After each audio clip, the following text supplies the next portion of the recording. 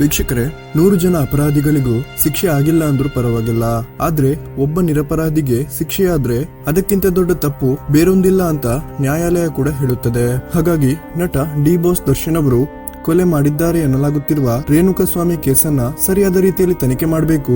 ನಟ challenging star Darshan ಅವರ ವಿರುದ್ಧ ಮಾಧ್ಯಮಗಳು ಮಾಡಿರುವ ಪಿತೂರಿ, ಹಾಗೇನೆ ಆದಷ್ಟು ಬೇಗ ನಟ ದರ್ಶನ್ ಅವರಿಗೆ ಜಾಮೀನನ್ನ ಕೊಡಬೇಕು ಅಂತ ಇದೇ ಬುಧವಾರದಂದು ಲಾಯರ್ ಜಗದೀಶ್ ಅವರು ದರ್ಶನ್ ಅವರ ಅಭಿಮಾನಿಗಳ ಜೊತೆ ಸೇರಿ ದರ್ಶನ್ ಅವರ ಪರವಾಗಿ ಬೃಹತ್ ರ್ಯಾಲಿ ಒಂದನ್ನ ಆಯೋಜನೆ ಮಾಡಿದ್ದರು. ಅಷ್ಟೇ ಅಲ್ಲ, ದರ್ಶನ್ ಅವರ ಆಪ್ತರಾದ ನಟಿ ಸುಮಲತಾ, ನಟ ಅಭಿಷೇಕ್ ಅಂಬರೀಶ್, ನಟ ಮತ್ತು ನಿರ್ಮಾಪಕ ರಾಕ್ಲೈನ್ ವೆಂಕಟೇಶ್, ಸಂಜನಾ ಗಲ್ರಾನಿ, ನಟ ಧನ್ವೀರ್, ಪ್ರಜ್ವಲ್ ದೇವರಾಜ್ ಮತ್ತು ಜಮೀರ್ ಅಹಮದ್ ಅವರ ಮಗ ಇವರೆಲ್ಲರಿಗೂ ಈ ಒಂದು ಪ್ರೊಟೆಸ್ಟ್ಗೆ ಬರಲೇಬೇಕು ಅಂತ ಲಾಯರ್ ಜಗದೀಶ್ ಅವರು ಕೇಳಿಕೊಂಡಿದ್ರು.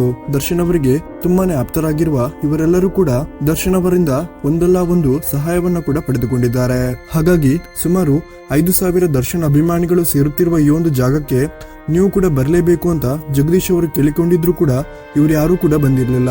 ಆದ್ರೆ ಇದೀಗ ನಟ ಅಭಿಷೇಕ್ ಅಂಬರೀಶ್ ಅವರು ಈ ಒಂದು ರ್ಯಾಲಿಗೆ ಯಾವ ಕಾರಣಕ್ಕಾಗಿ ಹೋಗಿಲ್ಲ ಅನ್ನೋದನ್ನ ತಮ್ಮ ಸೋಷಿಯಲ್ ಮೀಡಿಯಾದಲ್ಲಿ ಹೇಳಿಕೊಂಡಿದ್ದಾರೆ. ತಮ್ಮ ಪತ್ನಿ ಅಬೀಬಾ ಬಿಡಪ್ಪ ತುಂಬು ಗರ್ಭಿಣಿಯಾಗಿದ್ದು ಡೆಲಿವರಿ ಡೇಟ್ ಕೂಡ ಹತ್ತಿರ ಬಂದಿದ್ದು ವೈದ್ಯರ ಪ್ರಕಾರ ಸ್ವಲ್ಪ ಸಮಸ್ಯೆ ಉಂಟಾಗಿರುವ ಕಾರಣ ನಾನು ಅಬೀಬಾ ಬಿಡಪ್ಪ ಅವರ ಜೊತೆಗೆ ಇರ್ಬೇಕಾದಂತಹ ಸಿಚುವೇಶನ್ ಬಂದಿದೆ.